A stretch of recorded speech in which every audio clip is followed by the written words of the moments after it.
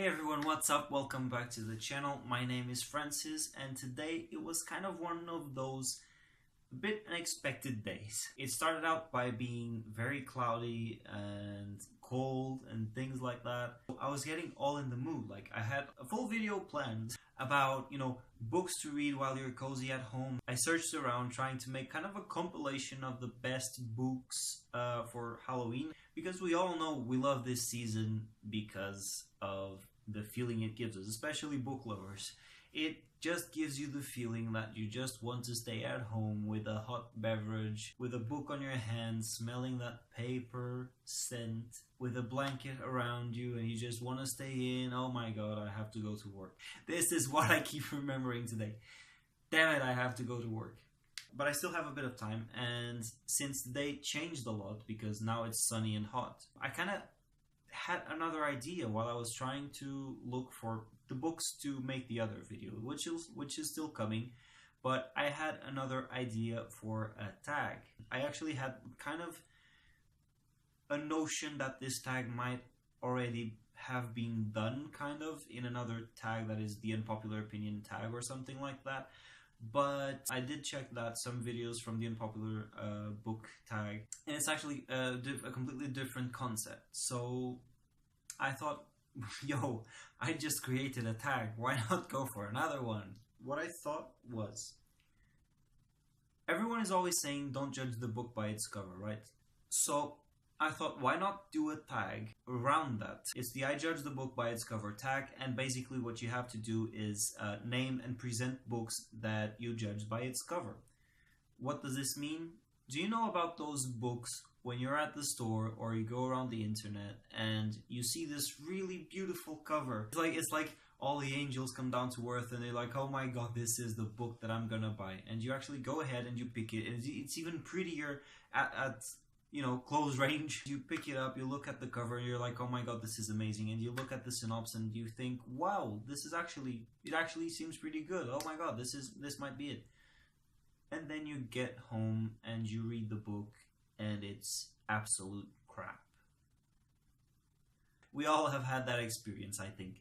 And you actually have the other side, which is you get to the store, you see this book, and you see, oh my god, this cover is absolute crap, I mean, you still pick it up because, you actually end up trying it, and oh my god, it's freaking amazing. So we have the two sides for this, and I'm actually gonna be doing this now. Let's jump right onto it. I'm gonna start with the bad ones and then head on to the good ones, just so we end this video on a good note. So the first one, I think everyone that has read this can relate to this. I don't think anyone loved this book at all, which is Harry Potter and the Cursed Child. Harry Potter and the Cursed Child is a major case of I read a book by its cover. You look at the cover, which is nice, but you mainly look at this. It says Harry Potter, so you buy immediately. One thing that happened to me, that happened to a lot of people as well, is I didn't even know that it's a play. So it's not a book. So when you open the book, you start seeing like that it's a play. And you're like, oh, okay, well, it's a play, that's still okay, I might still like it. And then the plot sucks, the characters kind of suck. The storyline is hideous. I mean, no offense, but Jesus freaking Christ. Major case of I read a book by its cover. Gone wrong. Next, the Aragon series. These are Brisinger and Eldest. There are two more. These books are freaking okay. You can look at them.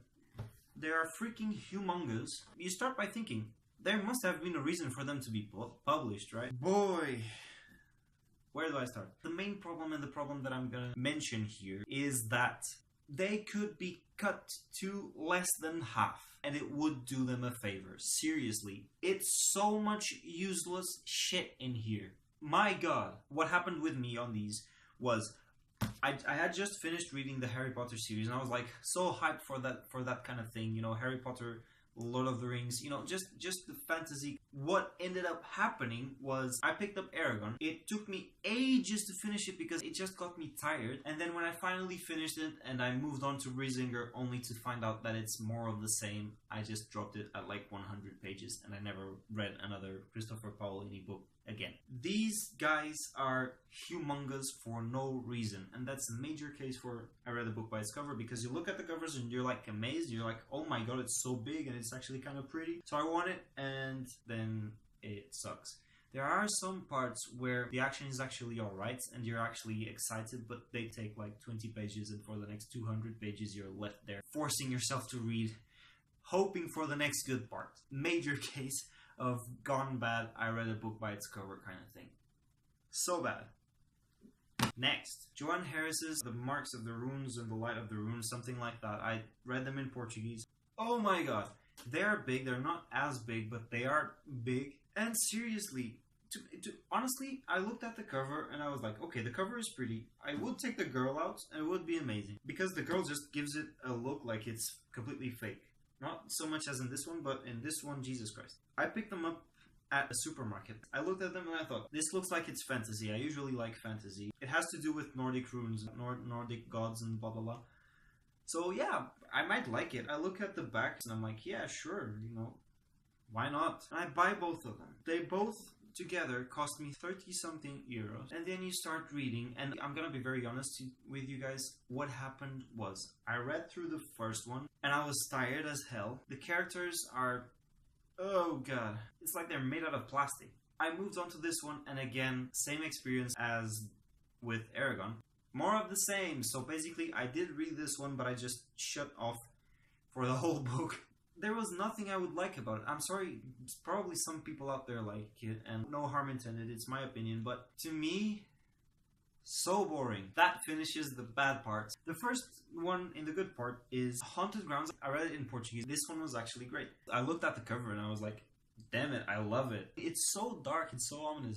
It's like you just have to pick it up during the fall. Let's mix a little bit of the other video on this one. If you wanna go for it as some fall reading, go for it. It's great. This book is set in Ireland, if I'm not mistaken, and it's filled with mystery, and it's kind of a detective thing. I remember that I read until it was like 150 pages or something. It kind of went into a slump. Then I picked it up again and I just swallowed it. This was great. Can Fall It's the Pillars of the Earth. I had these books around for a long time and I didn't pick them up. I just didn't pick them up until I decided to start reading everything that I got my hands on. These books were at my grandma's house. For some reason, I just, you know, I looked at the cover. It's a very common cover. It's there's nothing special about it. I was not very attracted to it. But then when I finally decided to just kick myself through it and I started reading them both, I just went from the start of the first one to the end of the second one. I think it was a week or something. My god,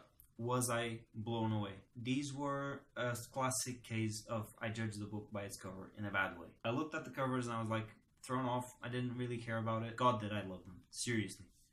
Recommended. Let's get to the last one. 1Q84 from Haruki Murakami. This is actually a funny one for me because I judged the book by its cover twice. One in a bad way, one in a good way. There's a friend of mine who told me about these books. He said it's kind of a science fiction kind of thing. He told me the story and I was like, eh. So I judged the book by its cover a little bit. Not really by its cover, but by its synopsis told to me by someone else. But then I had a look at the book and I really like the covers because they're really, really simple, but they're actually really pretty as well. Especially the spine part. It really goes together. So I picked them up at a fair. I started reading them and I do understand people not liking this because it just feels very slow paced. It's really not. The author Haruki Murakami describes a lot of the things. It's like he goes really calmly into the point. It's actually pleasant. As the plot starts thickening, he just starts, you know, it's really intriguing. You just start wanting to know what's happening. Oh my god, I want to read the next chapter. Oh Jesus Christ, what the hell is going to happen? Because it's basically a case of Romeo and Juliet in the modern-ish days. Because this is actually set in 1990-something Japan. Great and amazing, and this finishes my I judge the book by its cover tag. So, tag part. Who will I tag? Okay, well, you know what? If you want to do the challenge, you're tagged. This might be a good challenge. I feel it might be interesting, and it gives you a lot of minutes for a video, especially if you have your shelves full, which I don't. If you do it, if you get tagged by me and you do it, or come comment my video telling me that you did the tag, and I'll be really happy to see that the tag is being spread. I'll be happy to go check your video. Okay, that's it guys. Thank you so much for watching. Thank you for your likes. Do not forget to subscribe. Don't forget to comment if you have any suggestions, and I will see you in the next one. But that will only happen if you sub. So sub.